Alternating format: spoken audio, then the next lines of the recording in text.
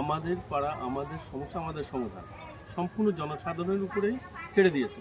এই বিষয়ে যদি কেমন সাড়া পড়ছে এলাকায়? এই বিষয়ে আমাদের মাননীয় মুখ্যমন্ত্রী মমতা ব্যানার্জি 2 আগস্ট থেকে যে প্রকল্পটি চালু হওয়ার কথা ছিল, আমাদের ধর্মপুকুরে গ্রাম পঞ্চায়েতে প্রথম ক্যাম্পে আমাদের এখানে হয়েছিল। ইতিমধ্যে 3টে ক্যাম্প আমাদের হয়েছে।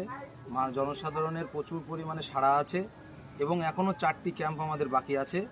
আমি যে বুথে, এই বুথে বসবাস করি, আমাদের বুথ নম্বর 75।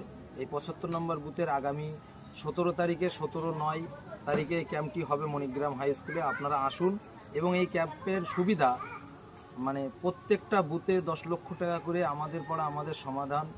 এই সমাধানে মানুষের মানে নিজেদের ইচ্ছা মতো কোন গ্রামে কি প্রয়োজন নিজেরাই বলতে পারছে, কোনো জনপ্রতিনিধি ছাড়াই।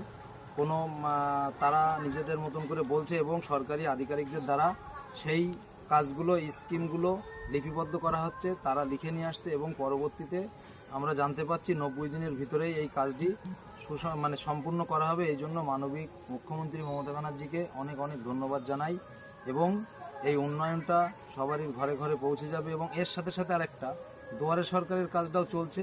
সেখানে স্বাস্থ্যসাথী থেকে শুরু করে বিধবা, বৃদ্ধ ভাতা, লক্ষ্মীর ভাণ্ডার, কৃষক বন্ধু সমস্ত রকমই কাজ চলছে। আপনারা আসুন এবং মাননীয় মুখ্যমন্ত্রীর সাথে থাকুন এবং মাননীয় মুখ্যমন্ত্রী মমতা ব্যানার্জি যে কথাটা দেয় সেই কথাটা রাখে। আমরা ইতিমধ্যেই সেটা দেখতে পেয়েছি, উপলব্ধি করেছি।